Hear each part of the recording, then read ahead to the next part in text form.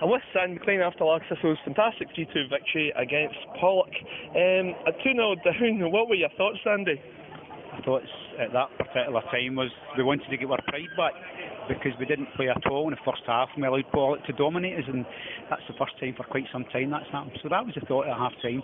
We had to rejig it a wee bit certainly, but we had to go and get our pride back.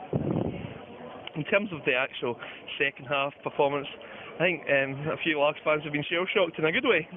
Yeah, as I say, you never doubt this group of players. I really don't. You know, as I say, we had to rejig things at half time, but the response we got off individuals and collectively was absolutely fantastic second half. The goals were great. Take us through them. Well, the first one, you know, James Marks made a fantastic run, and it's a Stonewall penalty kick. The boy doesn't live with him and takes James out, so it's a penalty.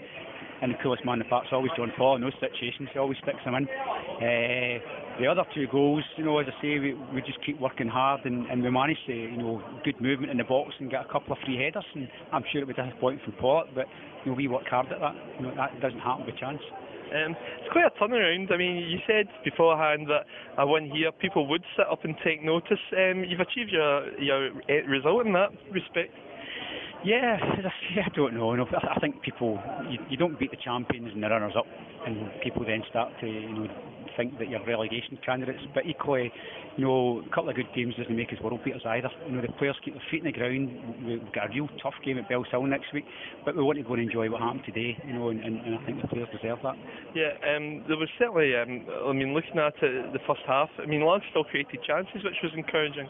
Yeah, I felt we worked their goalkeeper much more than they worked ours. And even in the first half, Stephen Connick's not really had a save to make. We were very disappointed with the goals. As I say, when you lose goals, you're disappointed, and Pollock were disappointed in the goals that we scored. That's just football, you know. I think they were both avoidable, but the response was absolutely quite outstanding. I mean, from your own point of view, you know yourself about the Premier, to beat Oviedo and Pollock 2 weeks running.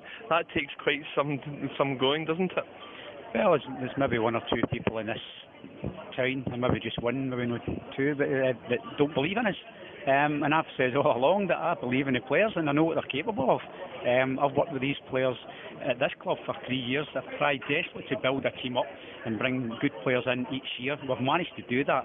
You know, we've probably played, we have played without Ross McMillan, who's arguably our best player this year, and he'd won the Player of the Year out the park last year.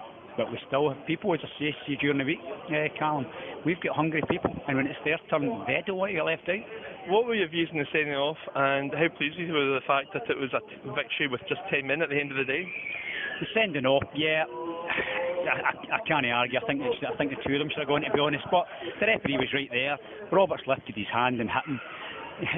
You know, he's taking a wee bit of stick due to the fact it was such a soft touch, and you know, if you're going to get sent off for a haymaker. But no, Robert put his hand up. But again, you know, the players didn't want to settle for a 2 weeks draw.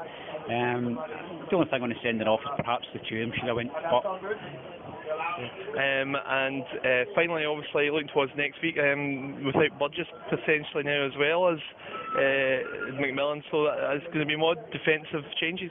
Well, as I said before, we've got people there. Thomas William in today, and you know, and he's been in for the last 20-15 minutes, and he's won his headers, won his tackles. He's been good for us. So Thomas can go and do that, and we know we can. So we've just got good players here, and as I say, we want to enjoy today. And I hope the boys all have a good weekend. I'm sure they will. We'll be back in on Monday night, feet firm on the ground, and just get on with it. That's great, Sandy. Congratulations. Thanks.